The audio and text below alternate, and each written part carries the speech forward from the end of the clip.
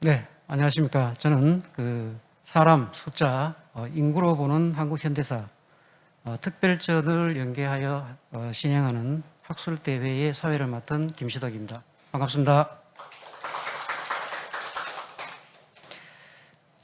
인구 변화가 사실은 한국 현대사에 미친 영향, 그 다음에 역사에 따라서 인구에 미친 영향, 그러니까 이런 것들을 다양한 주제를 통해서 보여주는 전시가 바로 여러분들 뒤쪽에 있는 특별 전시의 내용입니다. 이따가 점심시간 직전에 관람을 하도록 하겠습니다. 그래서 이러한 관계, 인구와 역사와의 관계를 다루는 주제로 이번 학술대회를 마련했습니다. 먼저 관장님 인사 말씀이 있겠습니다. 네, 관장님.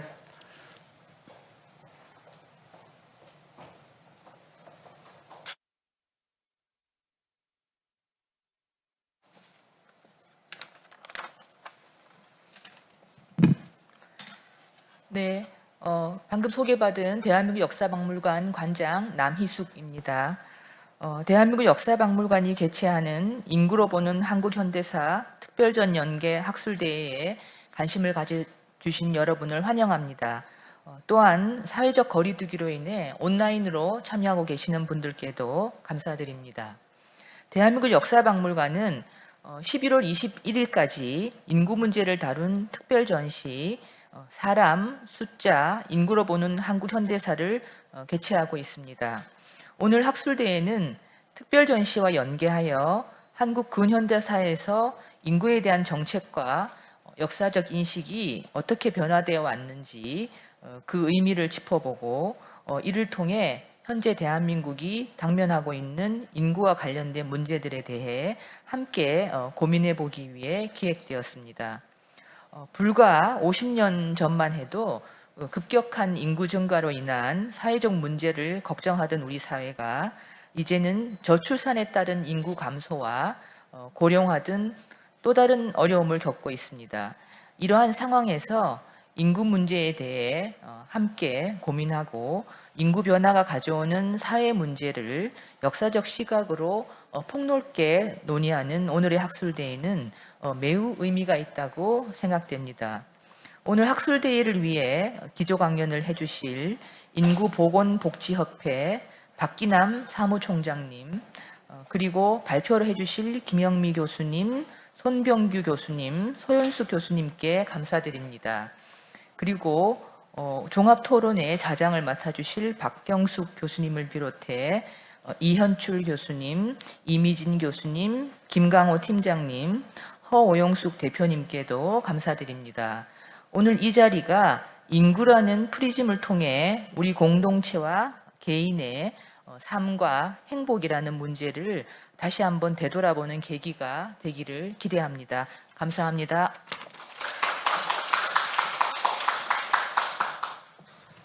네, 감사합니다. 지금 플로어에 이 거리가 많이 떨어져 있고 의사 전달을 정확하게 위해서 사전에 사실은 마스크를 벗고 발표자, 토론자와 앞에서 멘트 하시는 분들은 마스크를 벗고 하는데 미처 전달이 제대로 안 된 것 같아서 저부터 먼저 벗고 시작을 하겠습니다. 자, 오늘 학술대회 순서는 일부 기조 강연 및 전시 소개, 그다음 전시 안내가 되고요. 그럼 점심 식사 후에 제2부 주제 발표가 진행되고요. 저는 사실 거기까지만 사회를 하겠습니다. 그리고 제3부 종합 토론에서는 박경숙 교수님께 마이크를 넘겨서 종합 토론을 진행하는데요. 보통 오늘 5시 30분 정도까지를 이제 마치도록 되어 있습니다. 그러니까 오늘 참석자하고 여러분들이 참가를 하셨고요. 그 다음에 이제 그 참가자들의 소개는 발표 토론 때에 개별적으로 말씀드리도록 하겠습니다. 오늘 학술대회는 발표자와 토론자와 관내 직원 여러분들이 모인 박물관에서 모여서 진행을 하고요. 일반인들은 유튜브를 통해서 생중계를 하기 때문에 유튜브로 볼 수가 있습니다. 약 한 달 전에 팬데믹과 관련해서 특별전을 학술대회를 진행을 했었습니다. 그때 당일날 접속자 수가 360명 이상 정도 됐었고요. 지금까지 누적은 거의 1000명 정도에 육박을 합니다. 어떻게 따지면은 그 코로나의 이 재난 시대 이전에 있었던 오프라인 학술 대회에 참가하는 인원에 비하면 사실 엄청나게 많은 인원들이 이 학술 대회, 학술 발표회에 참가를 하고 계셨다라는 부분에서 이 방법이 오히려 여러 가지 학문적인 내용들을 일반인에게 전달하는 데는 굉장히 큰 역할을 하지 않을까. 그래서 이런 부분에 대해서 좀 더 발전시켜서 할 수 있는 방법을 찾아야 되겠다 생각을 합니다. 발표는 오늘 30분으로 공지가 되어 있습니다. 그런데 학술대회를 해보면 매번 이렇게 늦어집니다. 그래서 죄송하지만 발표자 여러분들께서는 25분 정도에 맞춰주시면 무난하게 종합토론까지 치열한 토론이 충분한 시간을 가지고 진행될 수 있지 않을까 이렇게 생각을 합니다. 그리고 개별 발표에 대한 토론은 하지 않고요. 종합토론에서 전체적으로 함께 토론하는 걸로 했었습니다. 그 발표자께서는 단상에 모니터가 마련되어 있습니다. 그리고 발표자석이 준비되어 있는 걸 보시면 실제 스크린하고 거의 일직선상에 놓여 있어서 발표자께서 스크린을 보기는 어렵습니다. 그렇기 때문에 이 모니터를 보라고 모니터를 준비를 해놨고요. 사실 발표자께서 계속적으로 스크린을 자꾸 주시를 하고 돌아보고 하면은 화면이 이쁘지 않습니다. 그렇기 때문에 모니터만 집중을 해서 보시고 이야기를 해주시고 가끔 청중도 눈을 들어 봐주시고요. 그 다음에 이제 모니터 앞에 보면은 컨트롤러가 있습니다. 리모컨 같은 건데요. 거기에 이제 그 녹색, 그 연두색 버튼을 누르면은 앞으로 진전되는 거고요. 그 밑에 빨간 걸로 되어 있는 부분이 다시 돌아가는 어떤 그런 기능을 하게 되어 있고요. 레이저 포인트가 되어 있습니다만은 실제 그 발표자 여러분들의 위치에서는 레이저 포인트를 쓰기가 어렵습니다. 그래서 안 쓰시고 하는 걸로 부탁을 드리겠습니다. 자, 그러면 사회자로서 할 수 있는 이야기는 대충 마친 것 같아서 오늘 그 인구보건복지협회 사무총장님 박기남 사무총장님 모시고 기조강연을 듣기로 하겠는데요. 현재 대통령 직속 저출산 고령사회위원회 위원으로 활동하고 계시고 가족정책과 그다음에 양성평등정책 등 국민권익 증진 향상을 위해 활발하게 활동을 하고 계십니다. 기조강연 주제는 사회 변화와 인구정책의 방향이라는 주제로 기조강연을 해주시겠습니다. 박기남 총장님을 뜨거운 박수로 맞이하겠습니다.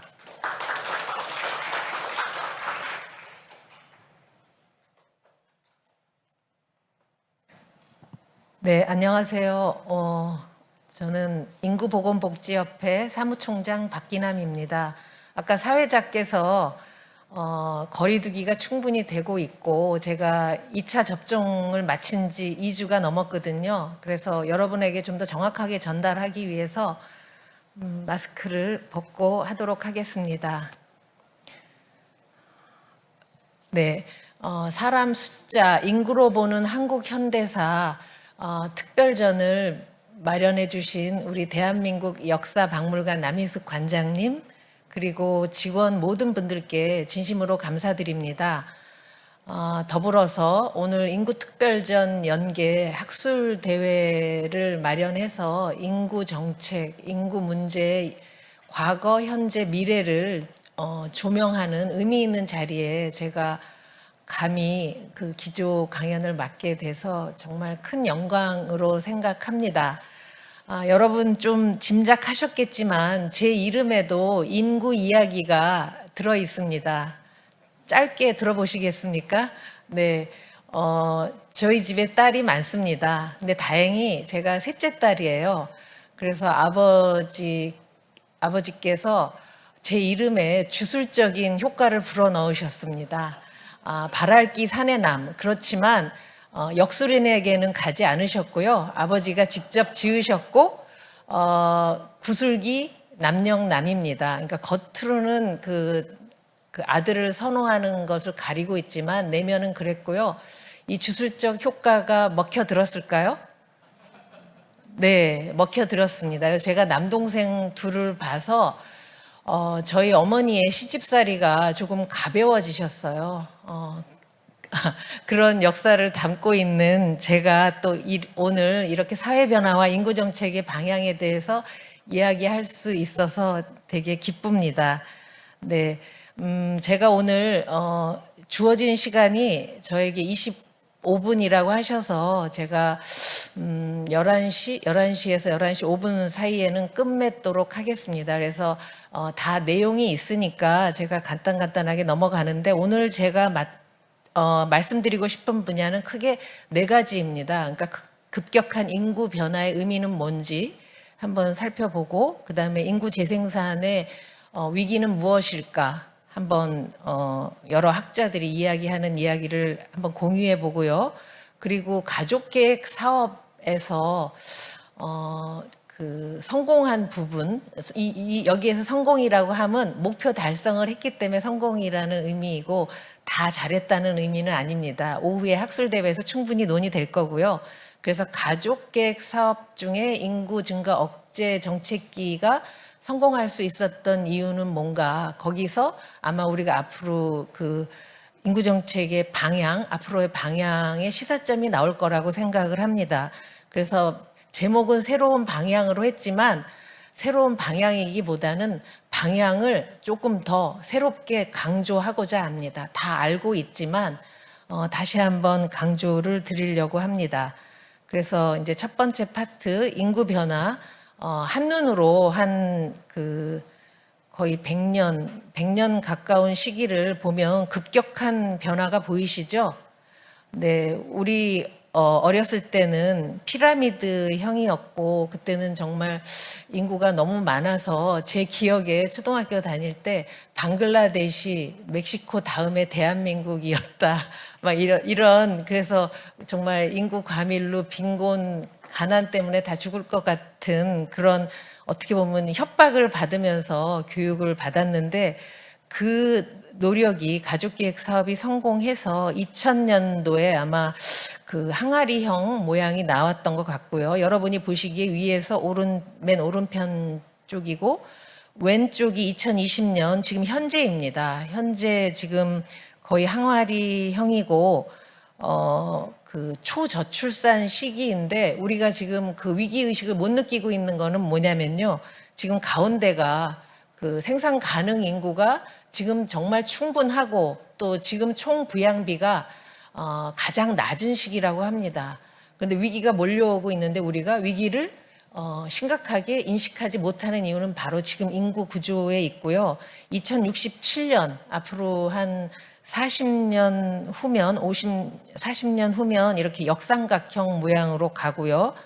그 다음에 그러니까 보면 2117년 한 100년쯤 후에는 1,500만 명으로 줄어든다고 합니다. 그리고 합계 출산율이 1.3 밑으로 떨어지면 그걸 초저출산이라고 하는데 초저출산이 되면 자연 복원이 어렵다고 합니다. 그래서 뭐 유럽이나 일본, 우리랑 항상 비교하는 일본도 1.3 밑으로 내려가진 않았습니다. 그래서 그만큼 복원이 어려운 상황이라는 것을 여러분들이 표를 보시고 한번 확인을 하시고요. 그러면 이런 인구 현상, 초저출산이 나타내는 우리 그 심연, 이 밑에 그 큰 그 사회 변화의 징후를 보여준다고 할 수 있는데 보면은 그 급격한 인구 성장, 근대화, 가족 계획 이게 성공할 수 있었던 것은 어떻게 보면은 국민들의 열망하고 맞아 떨어졌기 때문입니다. 그 인구 폭발, 빈곤으로부터 어떤 새로운 삶의 방식을 살고 싶어하는 그런 국민들의 열망, 여성들의 열망이 반영이 돼서 성공을 한 거였고 지금은 신자유주의 무한 경쟁 하에서 그 가족 계획이 성공할 때는 가족이 사회적 안전망 역할을 했었습니다. 그렇지만 지금은 그 가족이 다 해체돼 버렸죠. 가족을 구성하기도 어려운 그런 상황이 돼서 결혼과 출산은 결국은 어떤 안전판 없이 개인이 비용과 위험을 부담해야 되는 그런 시대에서 삶의 질은 저하할 수밖에 없고 인구 절벽, 초저출산은 예견된 미래라고 할 수 있습니다. 그럼에도 불구하고 지금 이 시기가 그 사회 변화를 보여주는 이 시기가 초저출산의 시기가 어떻게 보면 역사적인 분기점이 될 수 있는 중요한 시기입니다. 지금은 과거에는 여성으로 태어나고 남성으로 태어나면 우리가 단계를 밟아 나갔고 또 남성은 노동시장 중심의 생애를 살고 여성은 가사 일을 하면서 전업주부의 삶을 살았던 그 두 개의 분리된 생애 주기를 살았다면 지금은 그 성각본이 해체되고 여성과 남성 다 노동 중심의 생활을 살려고 하는 그런 이 와중에 그 부분을 뒷받침해주는, 그러니까 저출산 고령화를 지금 추동하는 그 부분을 어떻게 이 구조에 맞게 우리 인류가 한 번도 경험해 보지 못한 인구 구조에 맞는 사회 모델과 삶의 양식을 만들어 나가야 되는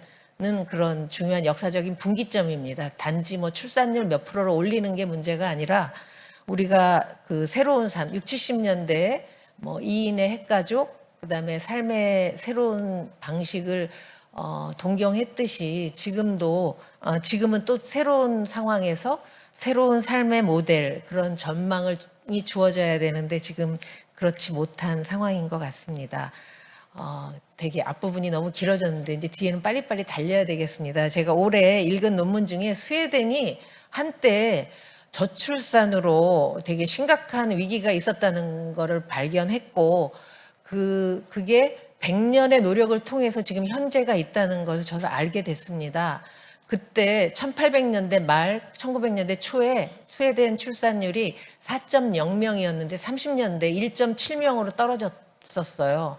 근데 이제 스웨덴이 우리랑 비슷하게 유럽에서는 후발 산업 국가였고 또 그 당시 왜 늦게 출발한 나라가 되게 힘들잖아요. 아주 그 급격한 산업 구조 변화, 그다음에 경제적 불안정성, 그다음에 가족도 구성하지 못하고 이런 우리랑 지금과 똑같은 어려움이 있었는데 그때는 그 변화의 징후를 잘 파악을 해서 인구 정책을 성공적으로 전환을 했습니다. 그 세 가지 원칙이 바로 그 강요를 하는 게 아니라 결혼을 하라고 강요를 하는 게 아니라 자발적으로 부모 될 수 있는 권리를 적극 지원한 거예요. 선택과 권리를 실현할 수 있도록 지원했던 것.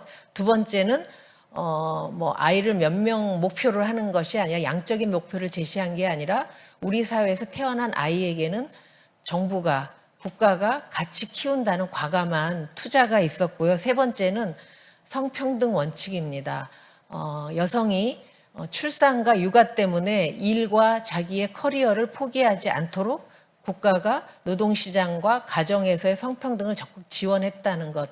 이 세 가지 원칙이 저는 지금도 변하지 않다고 생각을 하고, 물론 구체적인 정책은 다를 수 있지만 되게 중요하고, 그래서 인구나 출산의 문제를 개인의 행복, 그러니까 가족을 구성하고 원하는 자녀를 낳을 수 있도록 국가가 지원하는 그런 그 개인과 가족의 복지, 행복의 이슈로 접근했는데 우리도 그렇게 해야 된다. 그리고 어느 한두 정책이 아니라 모든 사회 정책을 유기적으로 이렇게 통합해서 나갔다는 게 되게 새삼스럽게 그 시사하는 바가 크다고 생각이 들었습니다. 그러면 좀 빨리 진행하도록 하겠습니다. 그 위기 진단 요 내용은 그 제4차 저출산 고령 사회 기본 계획에 들어있는 내용입니다. 학자들이 모여서 오늘처럼 이렇게 며칠에 걸친 토론회를 통해서 지금 인구 재생산 위기에 대해서 진단을 세 가지로 했습니다. 첫 번째는 그 발전주의적 성장으로 인한 과도한 경쟁, 그다음에 수도권으로의 집중, 쏠림 이런 문제들. 그래서 대학을 서열화하고 뭐 행복이 어떤 직업적 성공, 그러니까 물질적인 부를 축적하는 이런 그 과도한 경쟁에서 삶의 만족도는 떨어질 수밖에 없습니다. 여러분 보시다시피 OECD 가입국 35개 나라 중에 대한민국이 28위입니다.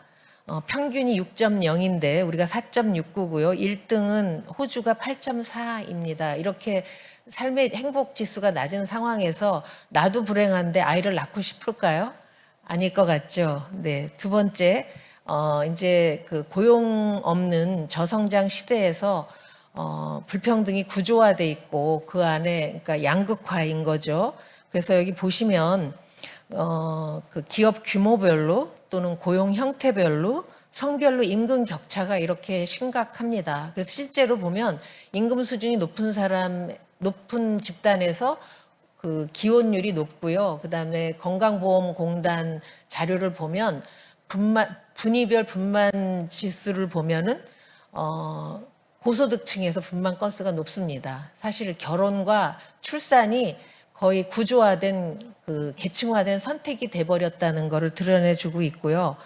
그 다음에 여성에게 쏠린 가사, 돌봄, 독박 육아로 대표되는 그런 여러 가지 성차별이 개선되지 않으면 계속 비혼과 비출산은 지속될 수밖에 없다. 그래서 가사 분담은 해야 된다고 10명 중에 6명이 생각하지만 실제로 하는 사람은 2명인 거예요. 그래서 그 가사노동 시간을 보면 여성이 3시간 13분, 남성은 아직 1시간이 안 됩니다. 56분. 이 격차가 함께 줄어들어야 될 것 같다.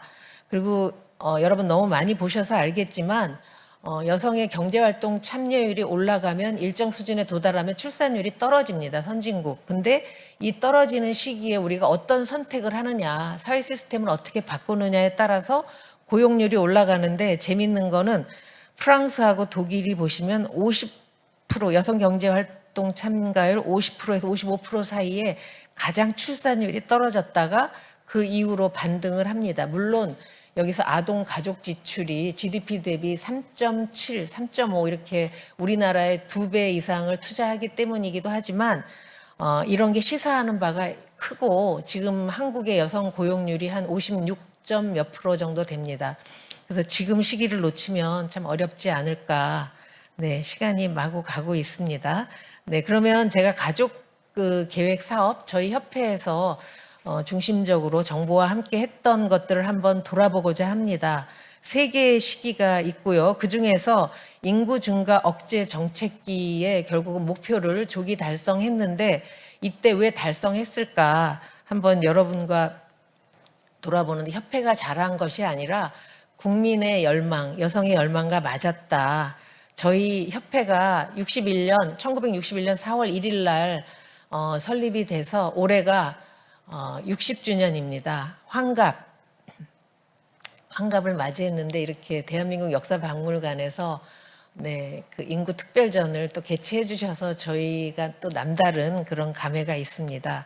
그래서 IPPF 그 국제단체의 제안으로 저희가 설립을 했는데 이때가 제3세계 인구 폭발이 이루어지고 빈곤 문제가 생기면서 마치 그 제3세계가 공산화 될까봐 이 산하 제한을 되게 국제적으로 많이 권유하고 있었고요. 또 다른 한편으로는 여성운동 차원에서 출산 조절을 통해서 여성들의 권익 향상을 위한 그런 운동과 결합돼서 61년도에 대한민국의 대한가족계획협회가 만들어졌습니다. 근데 제가 특별히 설립 취지서를 한번 읽어드리겠습니다. 가족계획 운동이 지향하는 바는 대체로 불임증 부부에 대하여는 임신을 도모하며 임신 가능한 부부에 대하여는 그 수태와 터울을 조절함으로써 도의적으로나 모성의 건강을 위해서나 좋지 못한 인공임신 중절을 피하고 원치 않는 수태를 미연에 방지할 뿐 아니라 태어난 자녀에 대하여는 그 생명을 존중하고 잘 양육하게 함으로써 적절한 가족 수 유지와 명랑하고 윤택한 가정 생활을 이룩하고 나아가서는 국민 생활의 질적 향상을 도모함에 있다. 이렇게 저희 그 양재모 초대 이사장님께서 설립 취지서를 또 기한하시고 했는데 이게 이 당시 여성과 사회가 지향하는 열망하는 사회상하고 맞아 떨어졌다고 생각이 듭니다. 그래서 보시면 도의 차원에서는 자녀를 잘 양육하고 많이 낳는 것이 아니라 잘 양육하고 그다음에 공중보건 차원에서는 모성 사망률, 영아 사망률을 낮추면서 모자 건강 사업을 하고 그다음에 문화적으로는 그 윤택한 가정, 그다음에 생활의 질적 향상을 도모하는 이 3가지 운동으로 정의를 해서 어떻게 보면은 이런 그 당시에 그 국민의 열망, 물론 뭐 정부의 경제 발전 계획 뭐 이런 것도 있지만 이 부분을 잘 담고 있었기 때문이 아닌가. 거꾸로 돌아서 보면 이런 그 생각이 들고요. 그리고 이 당시에 얼마나 열심히 했는지 그 박목월 시인이 가족계획의 노래도 작사를 하시고요. 이 오른편에 보시면 그때는 지금 저희 3만 불 소득이 넘잖아요. 1000불 소득, 100만 불 수출이 저희 목표였는데 이렇게 그 아이를 적게 낳는 것이 경제 발전의 길이고 애국의 길이라는 것을 이렇게 되게 적극적으로 선전을 했던 시절입니다. 그래서 이 당시 그 인구 증가 억제 정책기의 가족계획 사업이 어떻게 조기 목표 달성을 했을까, 성공을 했을까 보면 저희 협회 자체의 그 평가를 보니까 역대 임원들의 끈질긴 노력, 그다음에 정부 당국의 적극적인 뒷받침이 있었고, 더 중요한 것은 대한가족계획 어머니회가 이게 77년에 새마을 부녀회랑 통합이 됐는데 그 전까지 전국에 27,292개 조직과 75만 명 가까운 회원이 있었습니다. 여성들이 이렇게 나서서 적극적으로 했던 거는 그만큼 그 재생산 건강, 그다음에 임신과 출산을 조절해서 나의 삶을 개선시키고 싶은 그런 열망과 맞아 떨어졌기 때문입니다. 그래서 여기 보시면 64년도에 주민들을 모아놓고 피임법을 설명하고 또 이런 트럭이 가서 직접 그 교통이 잘 닿지 않는 그런 오지에 가서 홍보도 하고 또 자궁 내 그 장치 시술 뭐 이런 것들을 적극적으로 했습니다. 그리고 이렇게 그 아주 근대적인 외모를 가진 가족계 계몽 요원들 훈련도 진행했고요. 그리고 이건 70년대 가가호 방문하면서 피임 실천을 권장하고 또 그 가족계획 어머니회 그 요원들을 대상으로 간호교육과 세미나 등을 실시를 했습니다. 그거는 이제 좀 형식적이고 협회 중심의 설명이었다면 정말 제가 왜 성공했는가 제가 이번에 여러 자료를 보면서 생각했던 거는 앞에서 제가 누누이 말씀드렸던 것처럼 어떻게 하면 잘 살 수 있을 것인가 하는 여성의 열망과 부합을 했기 때문입니다. 그래서 그전에는 정말 원치 않은 임신으로 계속 그 생명의 위협을, 공포와 위협을 느끼면서 아이를 낳았다면 지금은 피임술 보급과 대중화를 통해서 내가 그 임신과 출산을 조절하는 삶은 개인에게 큰 변화인 것이었습니다.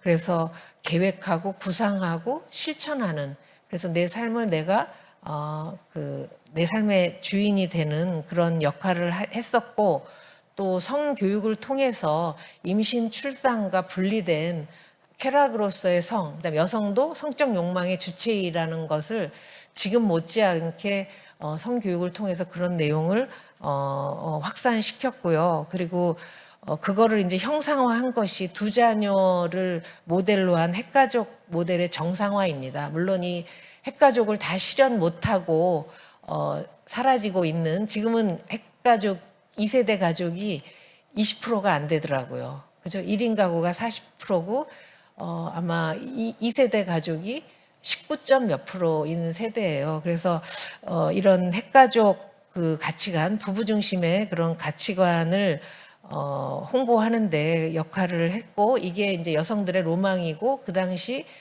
국민들의 로망이었던 것 같습니다. 그런데 그 이면에는 사실은 어떤 게 있었냐면, 저희가 자본주의 산업화에서 이 경제가 요구하는 노동력을 핵가족을 통해서 재생산을 했던 거죠. 그런 부분들. 그래서 그러면서 다른 한편으로 여성이 주체화되고 또 삶의 주인이 되는 그런 과정이었는데, 그렇지만 그게 이제 중층적인 그런 의미를 담고 있습니다. 이제 오후에 아마 소연숙 선생님이 이 부분에 관해서는 집중적으로 파헤치실 거라고 생각을 하고, 제가 한 개로 두 가지만 짚는다면, 이 피임술 보급 과정에서 여성의 몸이 도구화되고 좀 대상화되는 그런 측면이 있었고요. 그리고 국가와 남성 의사 주도의 가족 계획이었기 때문에 여성 주도의 어떤 출산 조절 운동 또는 자기 결정권이 좀 제약되지 않았나,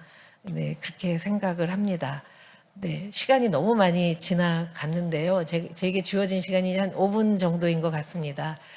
제가 빨리 진행하도록 하겠습니다. 네, 이거 키워드로 한번 이렇게 해봤고요.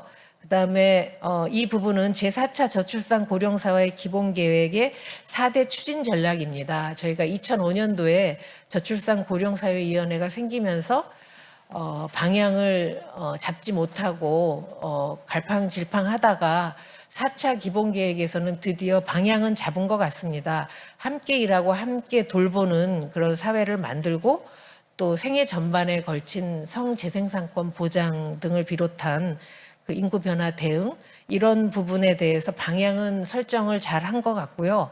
이 방향 설정한 것에 대비해서 이제 우리가 정부가 얼마나 과감하게 예산 투자를 하는가 또는 국가의 책임성을 더 높이는 것이 지금 과제로 남아 있습니다.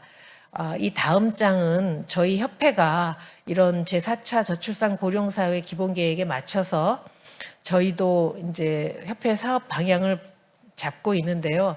이 부분은 그냥 슬라이드로 가름하고자 합니다. 저희도 정부 시책에 맞춰서 함께 일하고 함께 돌보는 지역사회 문화 조성 그리고 성생식 건강권 보장을 위한 활동 그리고 다양한 가족 지원을 위해서 노력을 하겠습니다.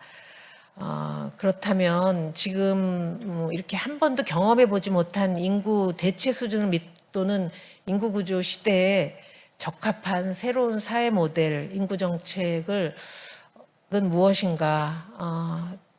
우리가 정말 심각하게 모색을 해야 될 것 같고요. 거기다가 위험 사회가 아니라 지금은 팬데믹 위험 사회 한 번도 맞아보지 못한 그런 사회에서 지속 가능한 인구 재생산이 어떻게 가능할까? 그런 고민이 듭니다. 앞에서 말씀드렸듯이 청년 세대가 이렇게 직면하고 있는 이런 심화된 경쟁을 어떻게 완화시켜주고 지금은 사실 가족 계획을 꿈꿀 수도 없는 그런 시대가 돼서 참 슬프죠. 그래도 방법은 있는 것 같습니다. 제가 앞에 스웨덴을 왜 말씀드렸냐면 우리도 3가지 방향으로 가자. 그래서 첫 번째는 자발적인 부모됨을 선택과 자유를 보장해 줘야 된다. 그래서 낳지 않을 권리, 예를 들면 원치 않는 임신이나 위험한 임신 종결을 예방하고 내가 원하는 시점에 부모가 될 수 있게 피임 접근권, 그다음에 신뢰할 수 있는 정보, 교육, 그다음에 상담, 의료 서비스를 지원을 해야 되고요. 또 한편으로는 낳고 싶은데 낳지 못하는 저희 아까 가족계획협회 그 취지문에 보면 불임 부부 얘기가 제일 먼저 나와서 저는 되게 의외였거든요. 그런데 어쨌든 낳을 권리도 보장해 줘야 된다. 지금 만혼 비혼으로 자연 임신 가능성이 떨어지고 있거든요.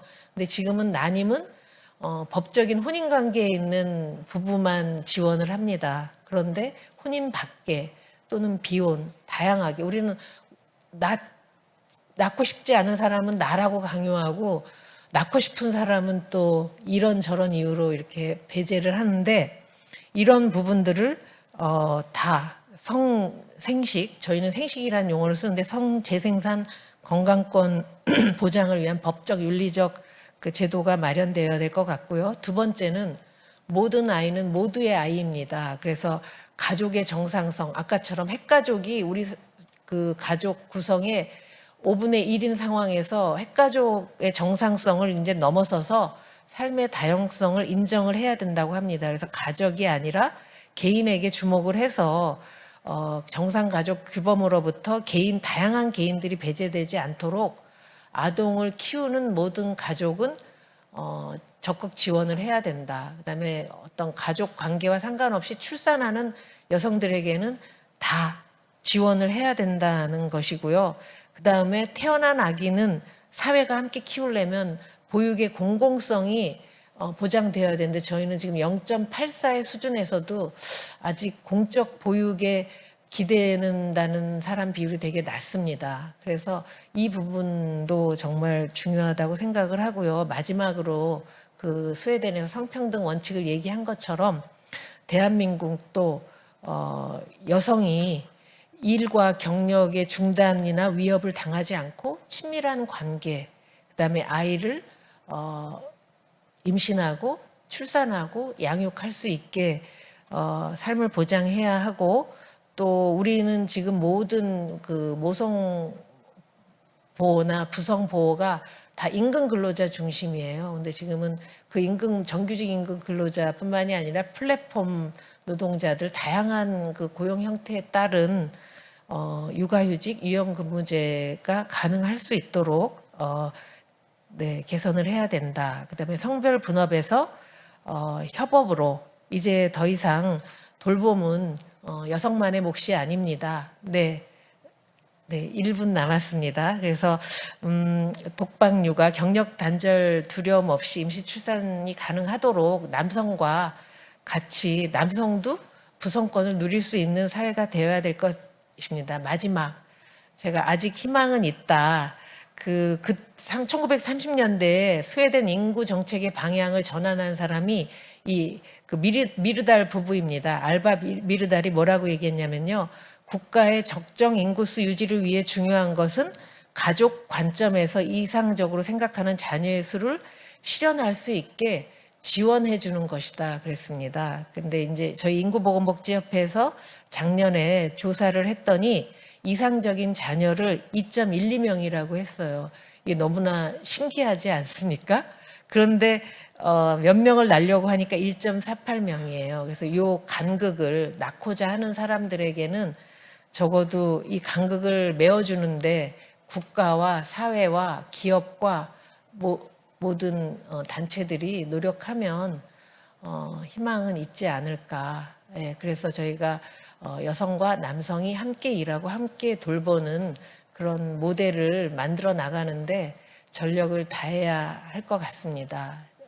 머뭇거릴 시간이 없습니다. 네, 오늘 저에게 이렇게 귀한 시간을 마련해 주셔서 정말 고맙습니다. 경청해 주셔서 고맙습니다.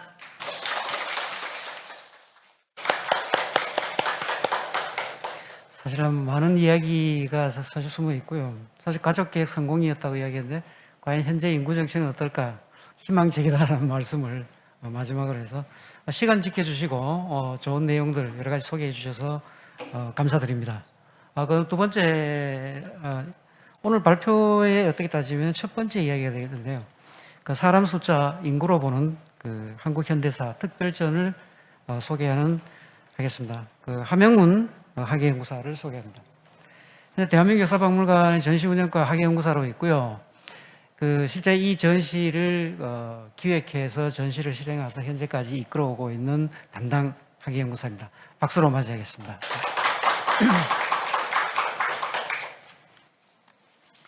네, 안녕하십니까. 방금 소개받은 역사박물관 학예연구사 함영훈입니다. 이번 전시를 기획함에 있어서 우선 이렇게 여러 가지 자료 대여와 또 다양한 방면으로 또 협조해 주신 인구보건복지협회 박기남 사무총장님과 또 직원 여러분께 다시 한번 감사 말씀드리겠습니다. 예, 이번 전시의 제목은 이제 보시다시피 상당히 직관적입니다. 예, 사람 숫자라는 제목인데요. 상당히 좀 같이 어울리지 않는 그 두 가지 컨셉을 가지고 이제 전시를 준비하게 되었습니다. 사실 숫자라는 것은 되게 건조한 것인데 사람은 또 상당히 또 따뜻하고 또 여러 가지 의미를 담고 있습니다. 그래서 저희가 이제 인구라는 주제가 상당히 딱딱할 수 있지만 그 속에 있는 사람들의 이야기를 전하고자 사람 숫자라는 제목으로 하였고, 어떻게 보면 영어 제목인 People in Numbers가 조금 더 저희의 그 기획 의도를 담는 그런 제목이 아닐까 싶습니다. 그럼 이제 본격적으로 저희 관련 내용들을 이제 전달해 드리도록 하겠습니다. 이제 전시 개요와 구성, 그다음에 이제 각 부별로 컨셉을 간략하게 설명드리면서 오늘 이번 전시에 관한 설명을 드리도록 할 건데요. 예, 이제 관련된 그 개괄적인 설명은 넘어가고 본격적인 설명으로 넘어가겠습니다. 예, 우선 이제 전시 연출에 있어서 저희가 이제 인구탑을 저희 그 전면에 파사드 이미지로 내세웠습니다. 여기 이제 보시면은 화면상에 그 인구탑 이미지가 있습니다. 청량리역 앞에 있던 건데 전국의 그 주요 명소, 그 사람들이 많이 모이는 곳 16곳에 설치가 되었던 인구탑입니다. 이제 저 같은 경우는 이제 부산 태생인데, 이제 부산은 그 고속버스 터미널 앞에서 실시간 인구와 당시 이제 인구에 관련된 표들이 이렇게 나왔었습니다. 하지만 지금은 이 인구가 그 인구 폭발 문제가 어느 정도 해소된 90년대에 다 철거가 되고 지금 저희가 이제 각 시대별 인구와 그리고 당시의 표들 같이 병치하여서 저희 파사드를 통해서 그 이 세대를 기억하시는 분들에게는 이제 과거를 회상하는 도구로 사용을 하였고 반면 또 젊은 세대들에게는 도대체 이것이 무엇이냐 아니면 이런 식으로 인구를 또 실시간으로 했다는 게 상당히 좀 새로운 자극으로 작용하였습니다. 예, 영상을 한번 보시겠습니다. 예, 지금 보시는 영상은 저희가 이제 전시를 앞두고 티저로 만든 영상인데 저희 그 관련된 영상이 있습니다. 그래서 실제로 전시장에서 사용되는 영상과 그리고 저희가 이제 이번 전시를 준비하면서 수집하였던 다양한 표어들을 통해서 이번 전시에 대한 좀 기대감을 한번 불러일으키고자 만들었고요. 30초 정도의 짧은 티저 영상입니다. 그 첫 번째 파트로는 저희가 이제 사람 100이라는 공간을 마련했습니다. 그 한동안 이제 유행했던 책 중에 그 세계가 100명의 마을이라면이란 책이 있었는데 이제 대한민국 인구 지표를 100이라는 키워드를 중심으로 이제 보여주고 이거에만 끝나지 않고 다른 시대와 국가와의 비교를 통해서 인구 변천을 경험하는 그런 공간을 한번 마련해 보았습니다. 그래서 원형 공간을 저희가 이제 연출을 했었고요. 한쪽 벽면에는 그 관련된 자료들이 나옵니다. 그리고 다른 한쪽에는 지표들이 나오면서 대한민국의 낮과 밤이라는 컨셉으로 하여서 저희가 사실 통계를 그냥 전달하게 되면은 이 전시가 아니라 어떤 그 통계를 설명하는 그런 기관이 되는 것 같아서 좀 가급적이면 좀 가볍고 좀 그래픽 위주로 저희가 좀 연출을 해보았습니다. 그래서 지금 보시는 거는 이제 대한민국 국가별 고용률과 근로시간을 보고 또 이제 반대쪽엔 출처를 통해서 그 대한민국의 낮과 밤 그리고 다양한 그런 것들을 보실 수가 있게 됐습니다. 예, 다음 영상을 한번 보시겠습니다. 예, 지금 보시는 영상은 이제 2부의 영상입니다. 예, 좀 로딩이 좀 늦는 것 같은데 우선 평균 연령의 변화만 보더라도 한국이 이제 고령화된 걸 되게 직관적으로 확인하실 수 있습니다. 저희가 이제 세 가지 인구 문제, 인구 폭발과 성비 불균형 그리고 저출산 고령화라는 그 세 가지 축을 중심으로 그 인구 문제와 또 그에 대한 대응은 어떻게 되었는지를 전시에 이제 표현을 해보았는데요.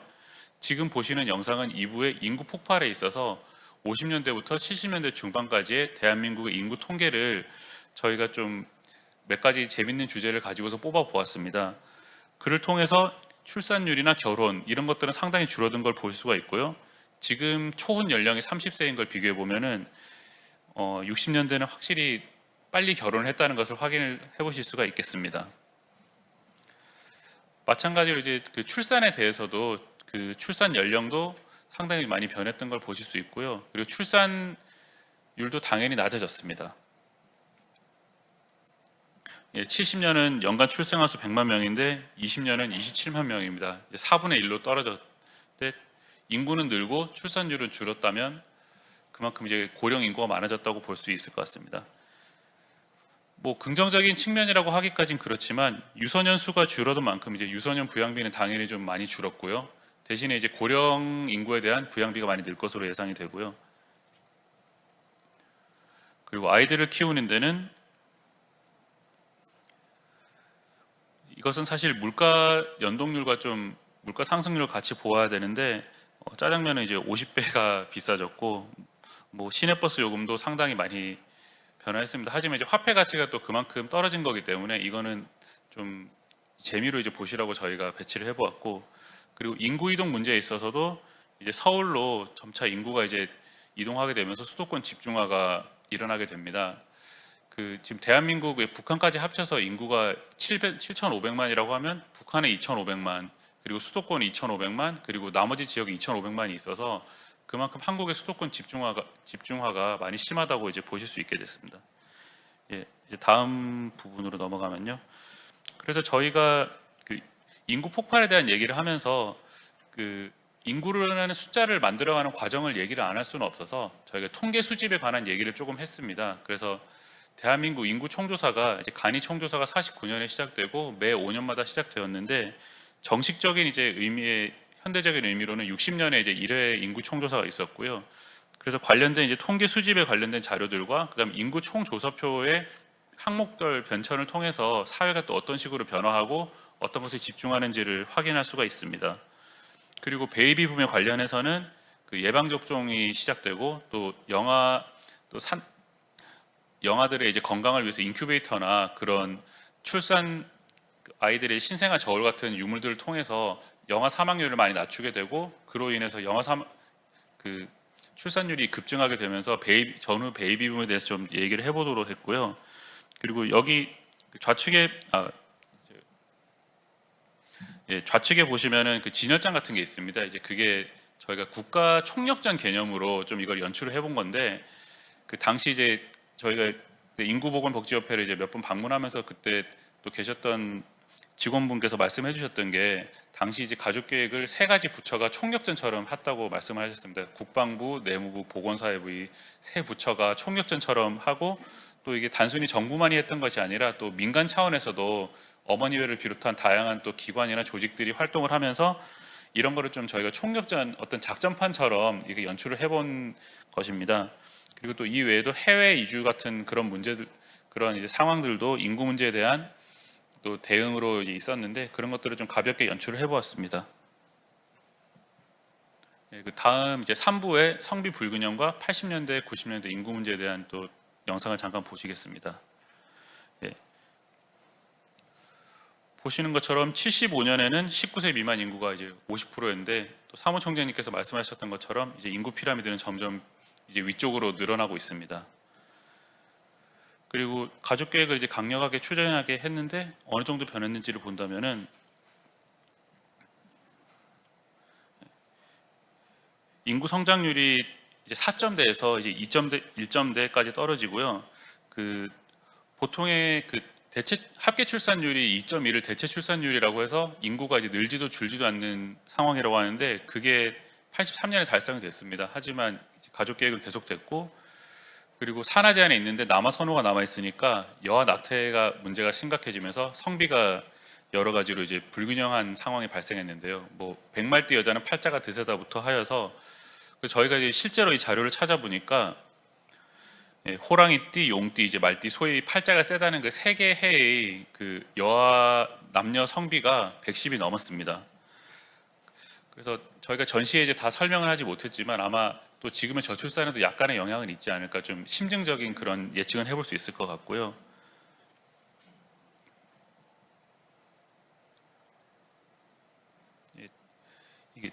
그리고 이제 피임률 같은 경우도 상당히 많이 늘었습니다.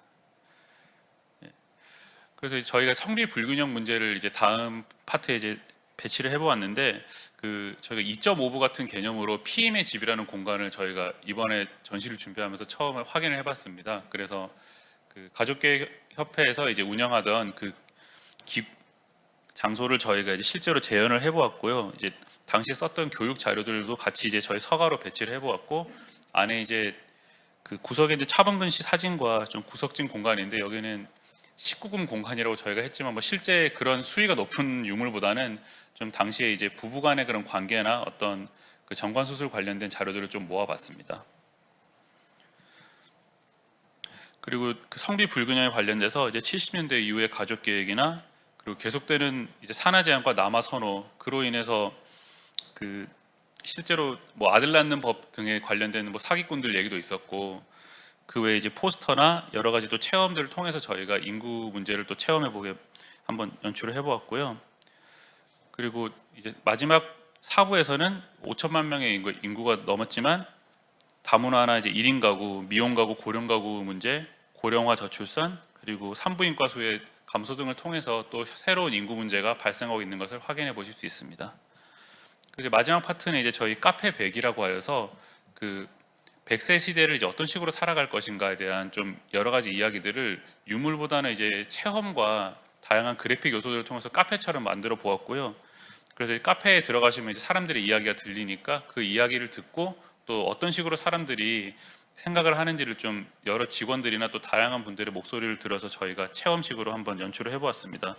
그리고 이제 카페 벽면에 보시면은 여러 가지 굿즈들의 그런 인구 관련된 그래픽이나 혹은 통계들 그리고 QR 코드 등을 통해서 영상 같은 걸 접속해서 이제 인구에 관련된 이야기들을 좀 다양하게 접해 보시라고 저희가 연출을 해보았고요. 그 마지막으로는 이제 그 에필로그에서 인구에 관련된 저희가 전시를 준비하면서 생각했던 5가지 질문들을 가지고 이거에 대한 이제 yes, no에 대한 그 답을 한번 관람객들이 직접 해보시게 경험을 해보았는데 이제 나중에 또 전시를 보시면 좀 더 입체적으로 한번 보시면서 어떤 저희가 전시에 대한 결론을 내는 것보다 직접 관람객들이 선택을 하고 그 선택한 미래가 이제 우리가 선택해가고 만들어가는 미래라는 컨셉으로 저희가 좀 전시를 마무리해 보려고 이렇게 기획하였습니다. 예, 이상으로 이제 전시에 관련된 설명을 짧게 마치고 마치도록 하겠습니다. 감사합니다. 설명을 들으시니까 전시 기획이 어떤 의도로 만들어졌는가를 보시고 지금 시간 바로 함영훈 학예연구사의 안내로 전시 관람을 하도록 하겠습니다. 그리고 전시 관람 끝나면 우리 직원들의 안내에 따라서 식사 장소로 이동을 하도록 하겠습니다. 그리고 1시 30분에 다시 이 자리에서 제2부 주제 발표 시간을 갖도록 하겠습니다.